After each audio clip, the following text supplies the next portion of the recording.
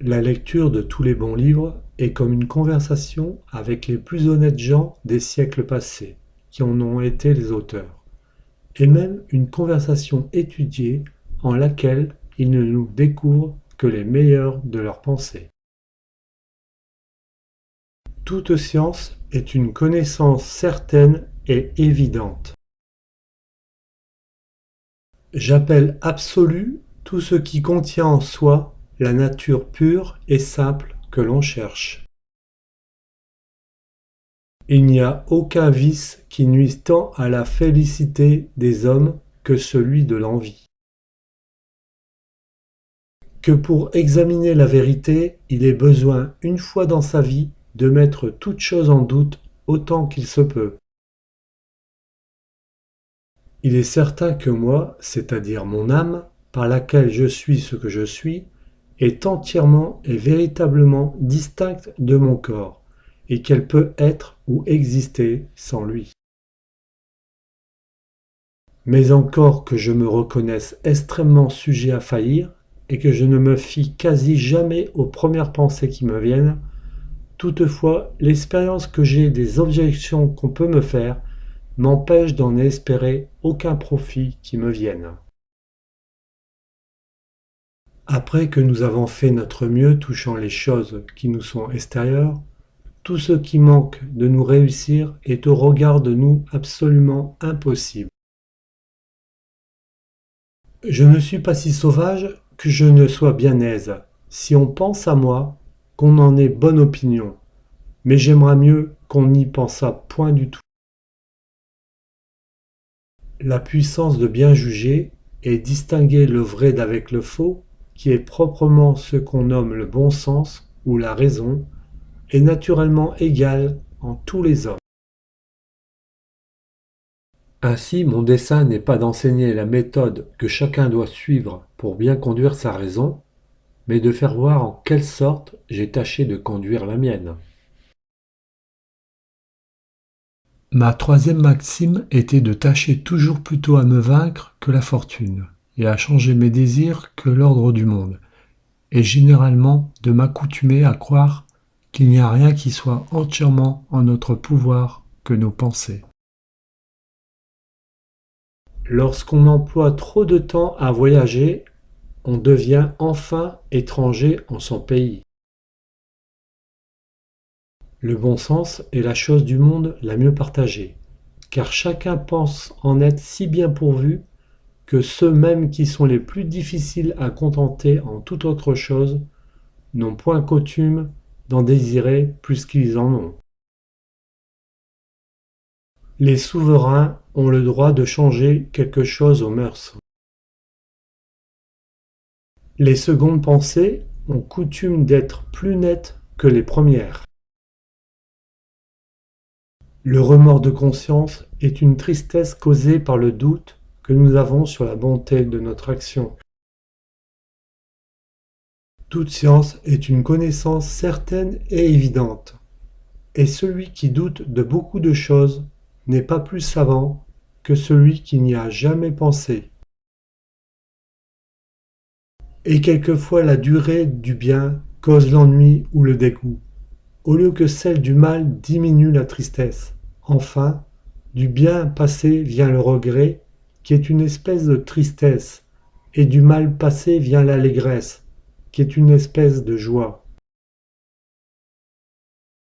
Tâchez toujours plutôt à me vaincre que la fortune, et à changer mes désirs plutôt que l'ordre du monde.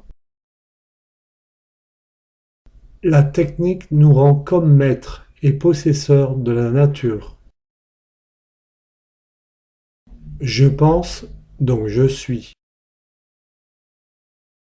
La théologie enseigne à gagner le ciel. La philosophie donne moyen de parler vraisemblablement de toutes choses et de se faire admirer des moyens savants. La diversité de nos opinions ne vient pas de ce que les uns sont plus raisonnables que les autres, mais seulement de ce que nous conduisons nos pensées par diverses voies, et ne considérons pas les mêmes choses. Je ne suis donc précisément parlant qu'une chose qui pense, c'est-à-dire un esprit, un entendement ou une raison. L'envie est une tristesse mêlée de haine, la pitié une tristesse mêlée d'amour. La tristesse est causée par le mal présent, la tristesse du bien passé est le regret. Le désir et l'aversion ne forment qu'un seul mouvement de l'âme.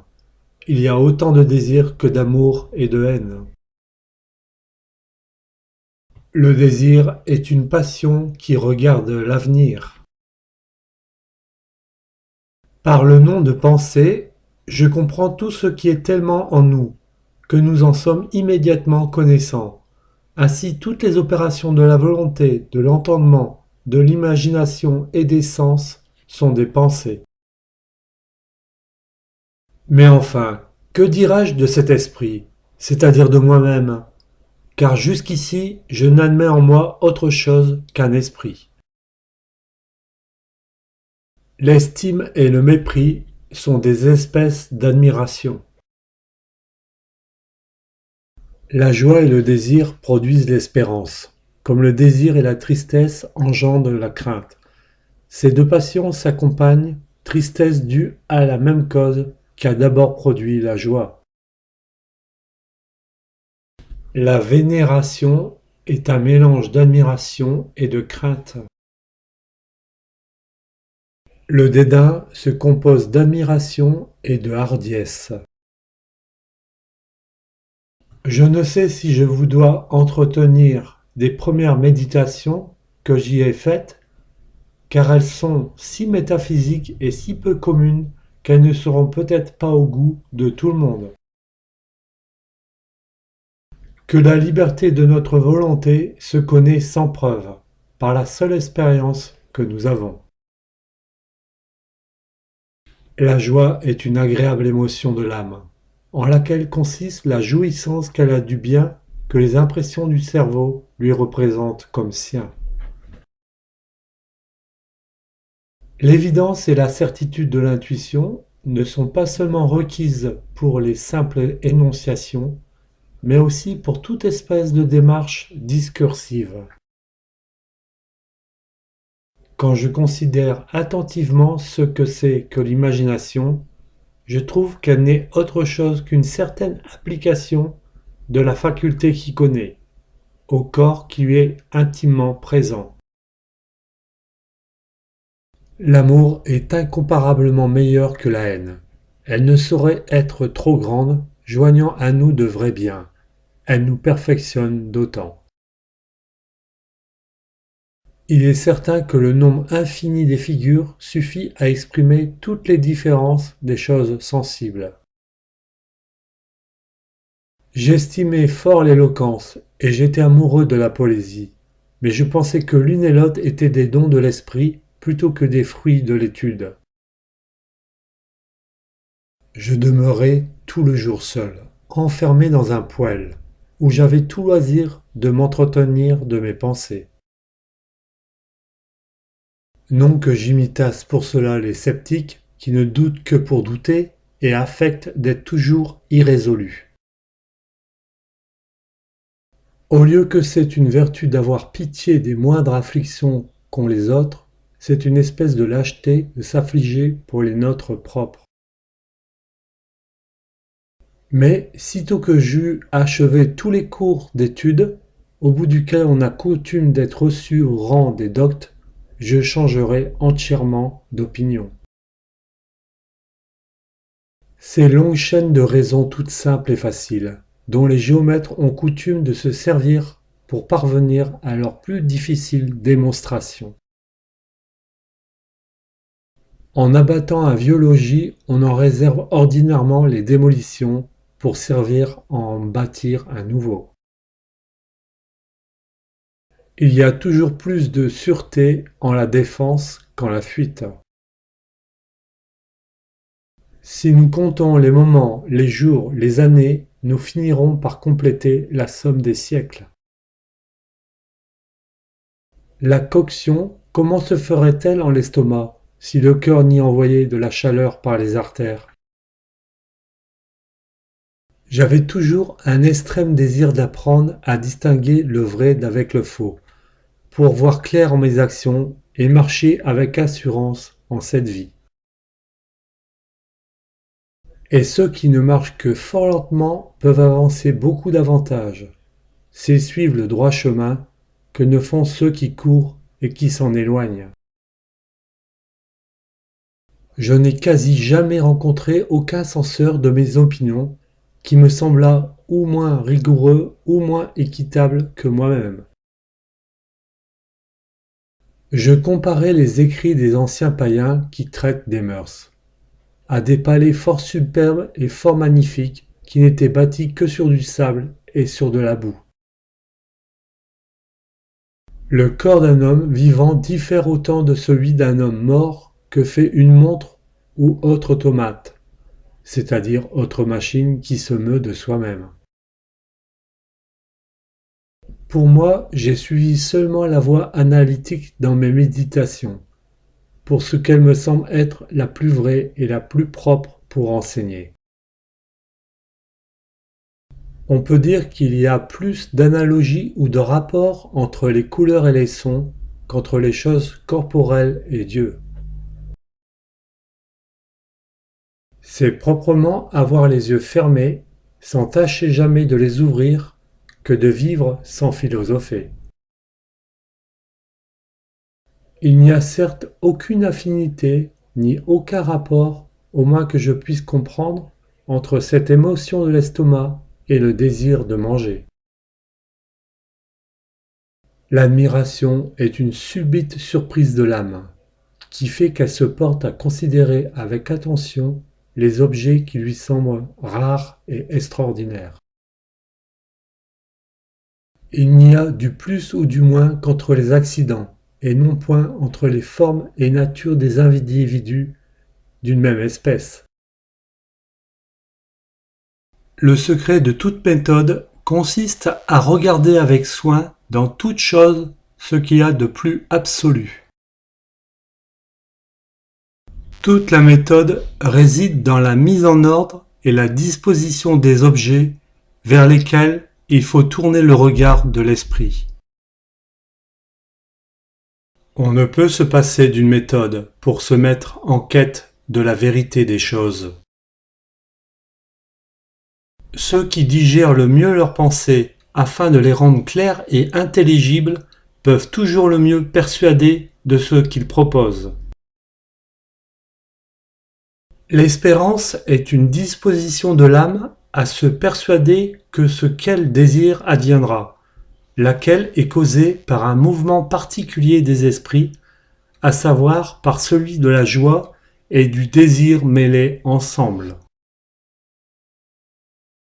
L'erreur, c'est seulement un défaut. J'ai en quelque façon premièrement en moi la notion de l'infini, que du fini, c'est-à-dire de Dieu, que de moi-même. On méprise un homme qui est jaloux de sa femme, parce que c'est un témoignage qu'il ne l'aime pas de la bonne sorte, et qui a mauvaise opinion de soi ou d'elle. Toutes les choses qu'on fait faire aux chiens, aux chevaux et aux singes ne sont que des mouvements de leur crainte, de leur espérance ou de leur joie, en sorte qu'ils les peuvent faire sans aucune pensée.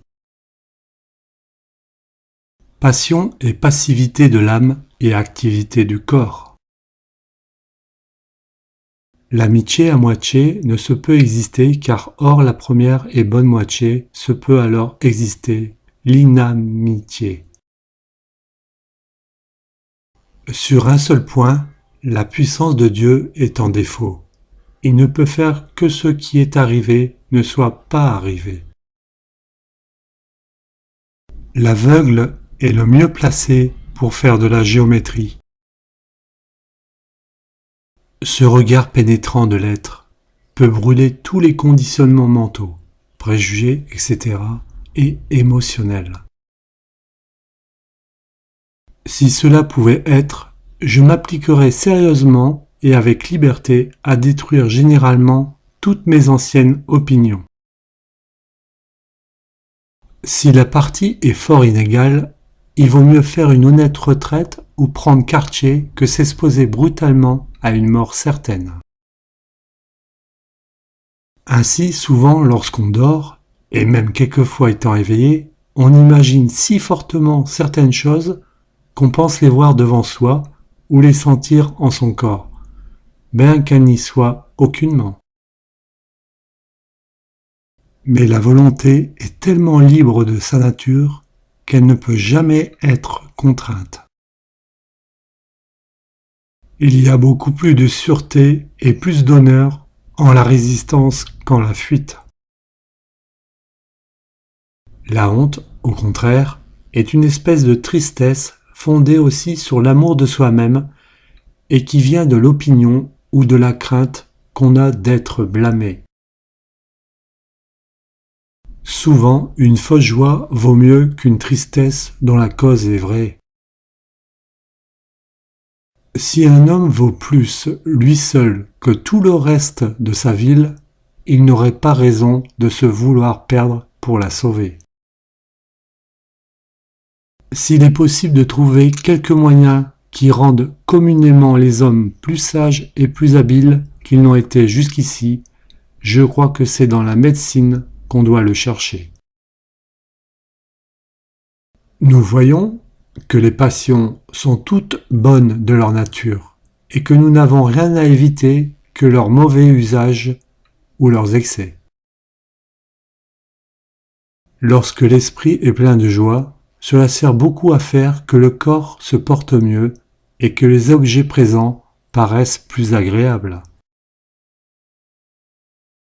Lorsqu'on est trop curieux des choses qui se pratiquaient au siècle passé, on demeure ordinairement fort ignorant de celles qui se pratiquent en celui-ci.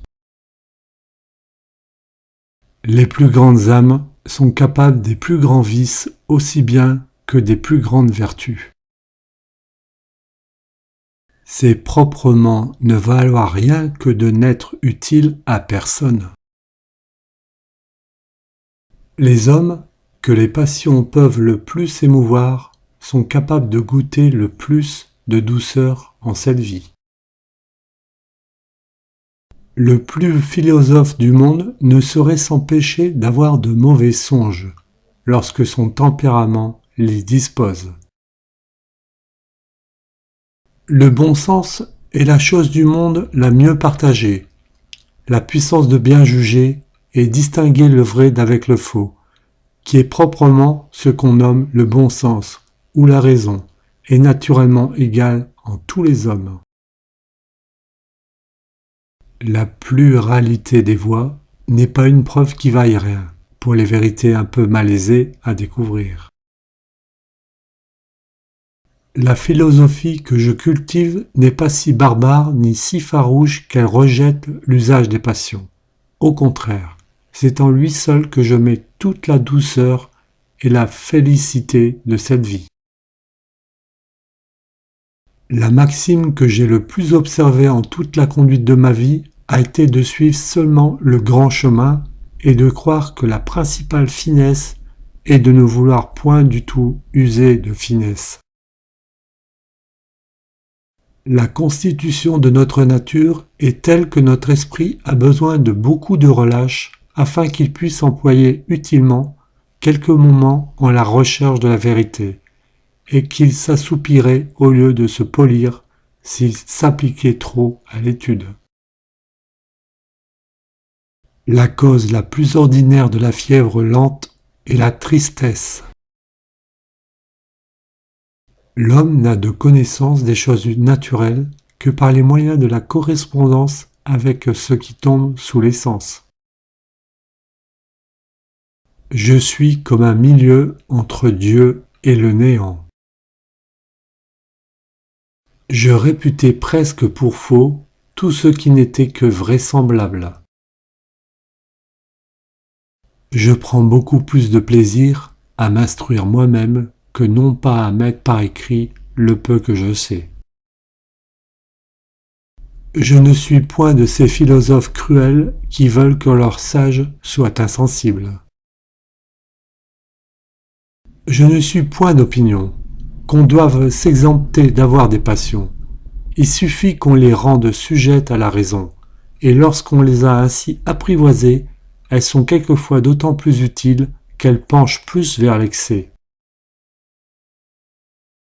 Je ne suis pas de ceux qui estiment que les larmes et la tristesse n'appartiennent qu'aux femmes, et que, pour paraître homme de cœur, on se doive contraindre à montrer toujours un visage tranquille. C'est quasi le même de converser avec ceux des autres siècles que de voyager. Je ne désire que la tranquillité et le repos, qui sont des biens que les plus puissants rois de la terre ne peuvent donner à ceux qui ne les savent prendre d'eux-mêmes. Je mettais entre les excès toutes les promesses par lesquelles on retranche quelque chose de sa liberté. Je me tiendrai toujours plus obligé à ceux par la faveur desquels je jouirai sans empêchement de mon loisir que je ne ferai à ceux qui m'offriraient les plus honorables emplois de la terre. Je m'avance masqué. Je crains plus la réputation que je ne la désire, estimant qu'elle diminue toujours en quelque façon la liberté et le loisir de ceux qui l'acquièrent. J'ose croire que la joie intérieure a quelque secrète force pour se rendre la fortune plus favorable. J'appelle vices des maladies de l'âme, qui ne sont point si aisées à connaître que les maladies du corps, parce que nous faisons assez souvent l'expérience d'une parfaite santé du corps, mais jamais de l'esprit. Il suffit de bien juger pour bien faire, et de juger le mieux qu'on puisse pour faire aussi tout son mieux. Il n'y a personne qui ne désire se rendre heureux, mais plusieurs n'en savent pas le moyen. Il n'appartient qu'aux souverains ou à ceux qui sont autorisés par eux de se mêler de régler les mœurs des autres. Il me semble que les pensées des hommes se gèlent ici pendant l'hiver aussi bien que les eaux. Ce n'est pas assez d'avoir l'esprit bon, mais le principal est de l'appliquer bien. Car quiconque a une volonté ferme et constante d'user toujours de la raison le mieux qu'il est en son pouvoir, et de faire en toutes ses actions ce qu'il juge être le meilleur, est véritablement sage autant que sa nature permet qu'il le soit.